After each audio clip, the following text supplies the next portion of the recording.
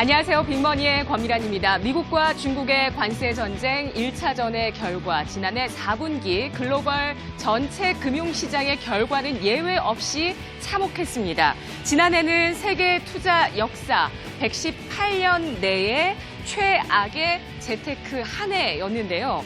1997년은 IMF 금융위기가 있었습니다. 2008년 리만 브라더스 파산 사태발 글로벌 금융위기가 있었고요.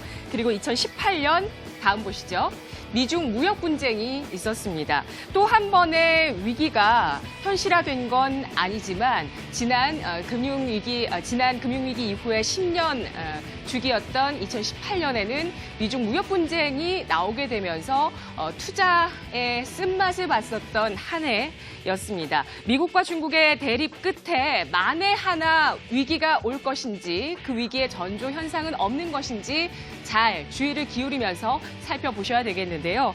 투자의 현인 워런 버핏, 그의 수익률은 그의 경력만큼이나 굉장히 화려하고 빛납니다. 숫자를 통해서도 증명이 되고 있는데요. 투자자로서 세계 최고의 현재 자산을 갖고 있는 워런 버핏, 그리고 전 세계인들 가운데서 현재 부가 3위에서 4위 정도 왔다 갔다 하는 것을 유지하고 있는 할아버지입니다. 워런 버핏, 그의 어록은 항상 중요한 투자 지침을 전해주고 있는데요. 그래서 저는 워런 버핏의 인터뷰 기사를 꼭 잘 챙겨보곤 합니다. 한 문장 한 문장에 녹아있는 워런 버핏의 인사이트들을 접하게 되면서 더 좋은 내용들을 정말 내가 흡수했다 이런 기분이 들어서 항상 이렇게 또 장이 안 좋을 때는 더욱더 챙겨보게 되는데요. 그의 어록 두 가지 살펴보겠습니다. 자본주의의 속성상 경기 침체는 주기적으로 나타난다. 워런 버핏이 2007년 말에 CNBC와의 인터뷰에서 이 같은 이야기를 하면서 2008년에 금융위기가 올 가능성이 있겠다라고 언급을 했는데요. 불황을 이야기하면서도 그의 어조는 담담했습니다. 불황은 주기적으로 언제든지 찾아오는 것이기 때문이죠. 아니, 그는 속으로 사실은 미소를 짓고 있었는지도 모르겠습니다. 위기가 오면 항상 자산을 대폭 키울 수 있는 기회가 동시에 있었기 때문이라는 것을 그는 잘 알고 있습니다. 잃지 않는 투자를 늘 강조하는 워런 버핏은 항상 위기 상황을 대비해서 현금을 확보해야 된다라고 강조를 해왔는데요. 이자가 심지어 0에 가깝더라도 항상 시장 침체에 대비해서 은행에 현금을 쌓아둬야 된다라고 얘기했습니다. 우리의 현실로 좀 가져와 본다면 배당금이 될 수도 있겠고요. 아니면 매달 받는 월급 가운데 일부를 떼어두어서 저금리이더라도 은행에 좀 쌓아두는 것이 바로 현금 확보가 아닐까 싶습니다. 이것이 바로 주가 하락에 담담할 수 있는 그의 무기였는데요. 워런 버핏은 당시 인터뷰를 했었던 CNBC 여자 앵커 베키 퀵에게 당신 나이 정도면 앞으로 불황이 6, 7차례 정도 더 올 것이다 이렇게 얘기를 했는데요. 만일 워런 버핏이 트럼프 대통령식의 어떤 직설 화법을 갖고 있었다면 이렇게 바꿔서 이야기했겠죠. 당신 나이면 인생 일대에서 가장 크게 돈을 벌 수 있는, 자산을 늘릴 수 있는 기회가 6, 7차례 남아 있습니다. 라고 말이죠.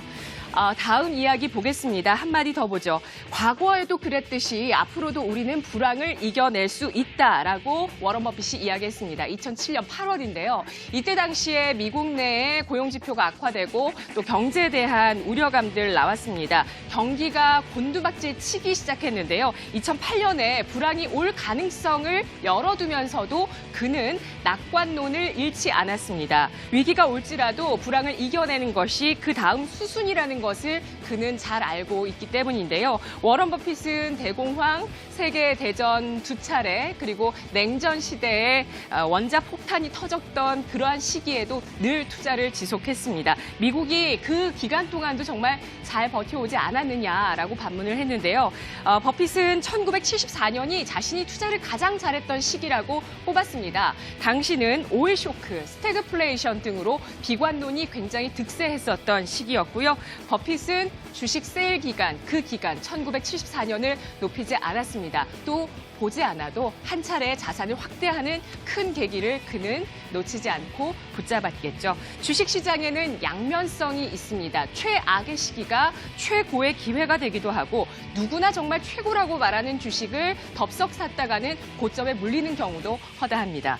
미중 무역 분쟁 노이즈가 지속되고 있습니다. 국가 대 국가 간의 운명과 명예를 건 그러한 첨예한 대립이 이어지고 있는 모습인데요. 미국과 중국을 대표하는 언론사의 앵커들도 참을 수 없다라면서 설전을 벌이고 있습니다. 미국의 보수 언론인 폭스 비즈니스 채널의 앵커 트리시 리건이 포문을 열었는데요. 그녀가 이렇게 이야기했습니다. 중국의 번영은 미국의 이익을 대가로 한 것이다.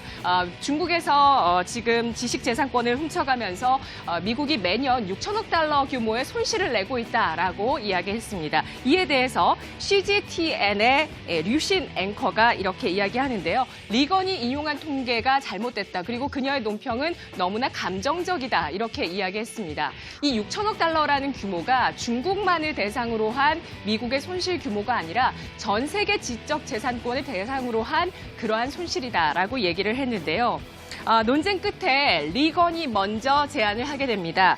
우리 함께 무역전쟁을 주제로 해서 공개 토론을 하자라고 한 것을 류신이 받아들입니다. 이에 따라서 공개 토론회가 성사가 됐고요. 미국 시간으로 현지 시간 29일 오후 8시로 그 토론회가 확정됐습니다. 과연 이 토론 속에서 승자가 누가 될까요? 정말 흥미진진할 것 같은데요. 미중 무역 분쟁의 결론을 내는 승패를 가르는 그러한 내용은 아니지만 이 행간 사이에서도 뭔가 우리가 얻어갈 수 있는 것들이 있을 것 같습니다.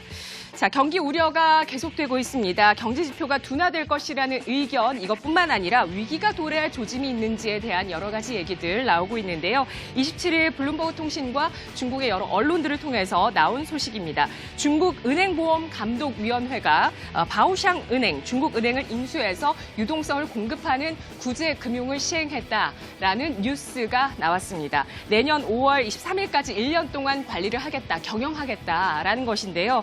이렇게 중국 정부가 시중은행에 유동성을 공급하면서 경영까지 하는 인수합병을 한 것은 20년 만에 1998년 이후 20년 만에 처음이라고 합니다. 블룸버그는 다른 중소형의 은행들도 역시 비슷한 문제가 불거지고 있고 중국 당국이 이것을 관리할 수 있는 능력이 있는지 여부는 불확실하다 이렇게 이야기를 했는데요. 중국의 부채 문제가 그간 회색 코뿔 소로서 거론이 되어 왔습니다. 지난 2월에 나온 하나금융투자의 리포트의 내용 잠깐 살펴보겠습니다. 지난번 경기 위축 같은 경우는 가계부채에서 왔고 이번에는 기업부채에서 올 것이다. 그것도 중국, 신흥국인 중국의 위기가 우려된다라고 얘기를 했는데요. 중국의 GDP 대비 기업 부채 비율이 2010년 118%에서 150%를 최근에 넘어서게 되면서 시장에 우려가 나오고 있다라고 이야기했습니다.